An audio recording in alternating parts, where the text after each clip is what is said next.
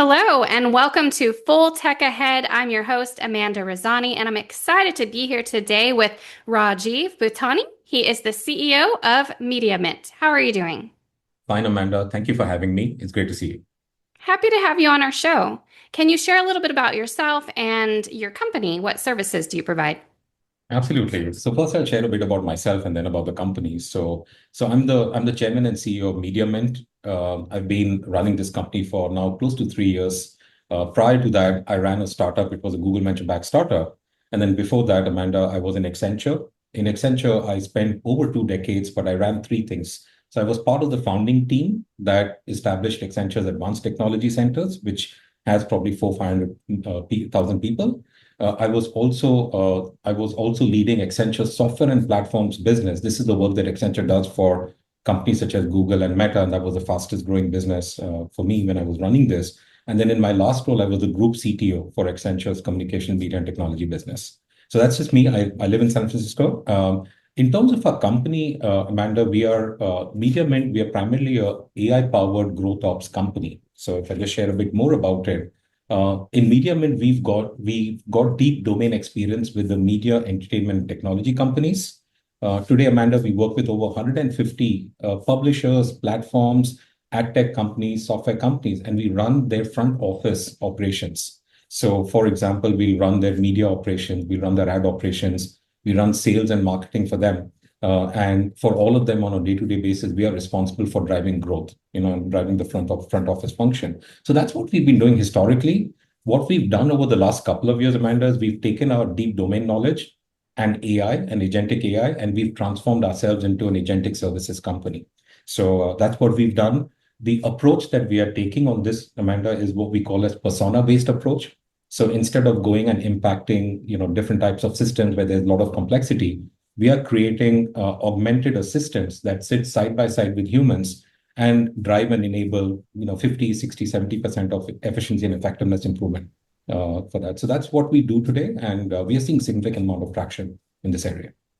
Interesting. We're hearing so much these days about agentic AI. How is it disrupting processes from how they used to be to now? Yeah. So in terms of the belief that AI will disrupt process, drive productivity gains has been established. That's one thing that we've seen. But the scale of that or the adoption of that is still pretty slow at this point in time. What we are seeing with our customers is the initial easy doors are being knocked out. So a lot of companies are adopting, for example, ChatGPT across their organizations as an enterprise tool. But when it comes to adopting that into process and tools, those are places where it's taking longer. What I'm seeing with agentic service, Amanda, is that companies are moving away from um, looking at specific systems or areas like SaaS platforms or technology solutions or even operations, and they're looking for companies who can come in and deliver the outcome of work to them. So that's the shift that we are seeing, and that's where we are going. So I think any company that's moving away from the hype, looking at how they can integrate AI into the process and workflows, I think those are the places where they see maximum amount of traction and benefit.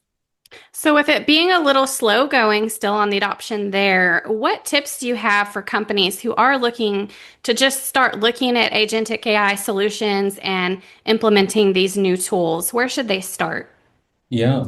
So when I think about this, Amanda, I think of three things. So one is like I mentioned earlier, there is so much of hype. It's important to stay away from the hype and focus on the work and process and how AI could be adopted in a strategic manner for the work that is done, and for that matter, for companies where the product manifests itself into AI, adopting AI into the product. So I think that's the first thing. I think the second thing is to not look at AI as just a technology tool, but also to recognize that there is massive amount of change and operational ownership that is required. Because if you just look at it as a tool, it might become an investment that sees limited amount of usage and adoption. But if you think of it more from an operational ownership perspective, where the company is keeping the end in mind, whether it's a business outcome, whether it's revenue growth, and focusing on that, I think that becomes important in terms of adopting it. That's the second thing. The third thing, Amanda, what I've seen is the power of agentic service to deliver outcome is massive. But when companies start to adopt it, it's important to stay away from expecting magic from day one. Just like any process that's coming in, one might see maybe 20-30% distance that's being traveled.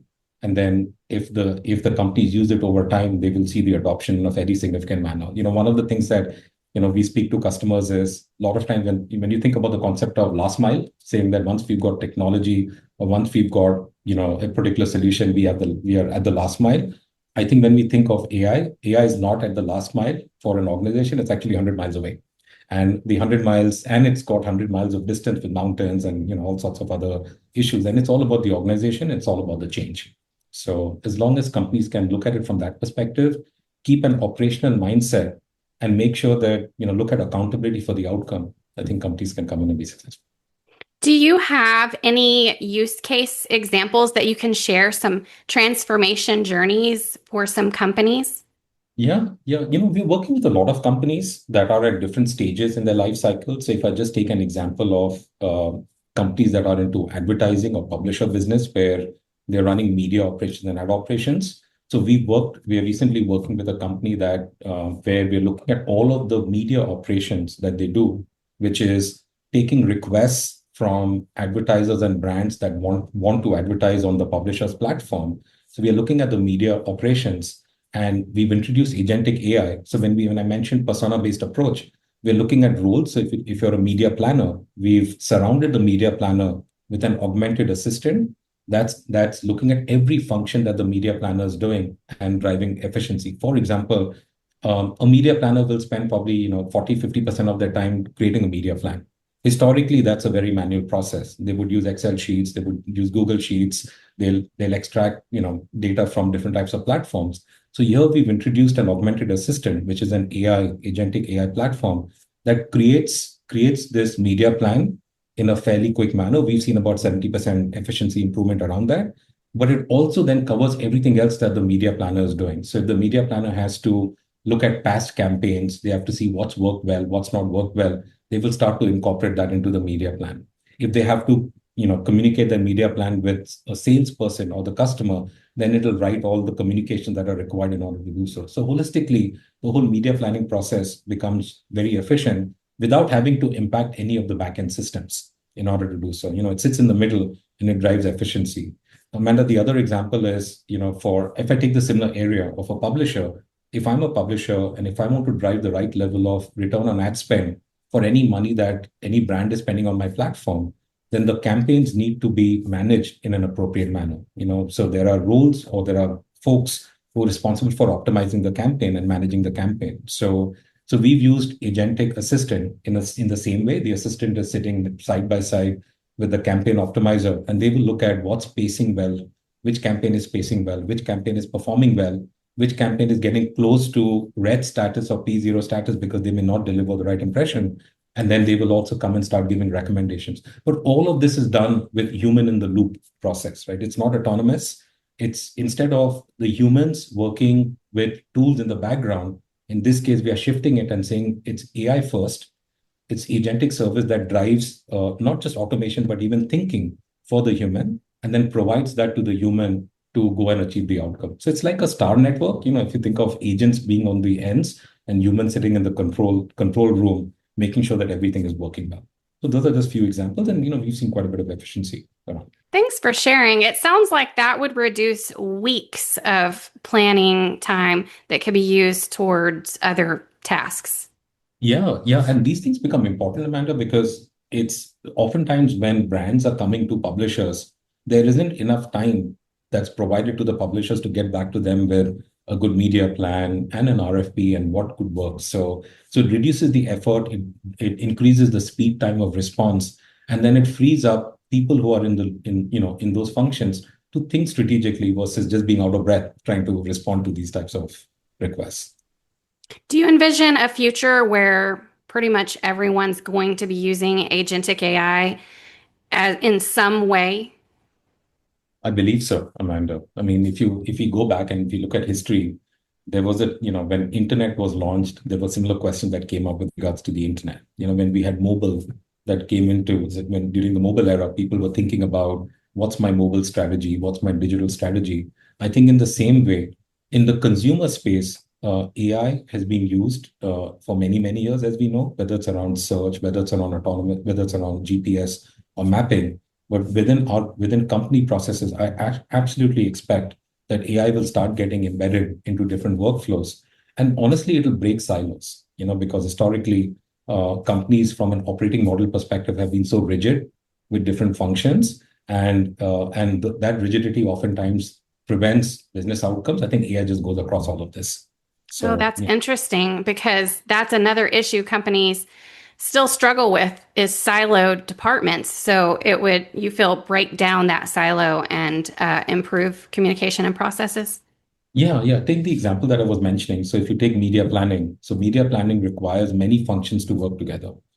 There's a sales role where the salesperson is engaging with the customers. You have the back end function that's responsible for the media planning or the media ops function. You have folks who are looking at account management. Now, all of these oftentimes sit in different functions.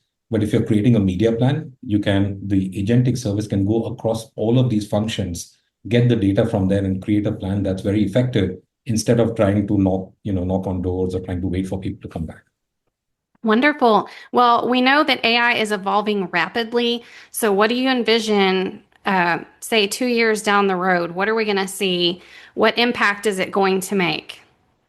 Oh gosh, Amanda, 2 years is a lifetime with the pace that we are seeing now, And so I'll give you one example of so when we were creating our agentic platform, um, my CTO, I remember a few months ago, my CTO had been working on a particular solve, right? Because the way we've created the platform is to make it really simple for companies to adopt it. We've solved the technology layer, and now it's about understanding companies' process. We call it run books. So bringing the run book, which are policies, guardrails, and best practices, and applying it onto the platform to create customizable AI agents for different companies. So when he was building this platform, I remember he coming in and telling me that there was a piece of work that he was working on for 3 months, which became completely useless when the new version of a foundation model that was launched. He said, I spent 3 months building this, and now I can see in the next foundation model, it can be done in 2 days. So I feel that the advancement that's taking place in the foundation models and the whole layer all the way further up, 2 years is a lifetime in terms of where things could be, and I couldn't be more excited about it. I think what's important for every company is to be out there for them to experiment, because that's the only way you can understand and adopt it. Absolutely. Well, I was going to ask for your key takeaway. That almost seems like that's the key takeaway, but do you have a key takeaway for our audience today? I believe that everyone has to surf to catch the waves. So in the same way, companies have to start to stay away from the hype, start adopting AI, look at it strategically, look at it being deployed for the process for different types of processes, and then focus on the operational ownership, because it's not just about technology. It's about the end outcome, and it's about folks who are going to carry the ball across the line. So I think as long as folks are looking at it from that perspective, I think it's going to be great for companies. Wonderful. Thank you so much, Amanda. It's a pleasure. All right. And thank you to our audience. Stay tuned. There's more.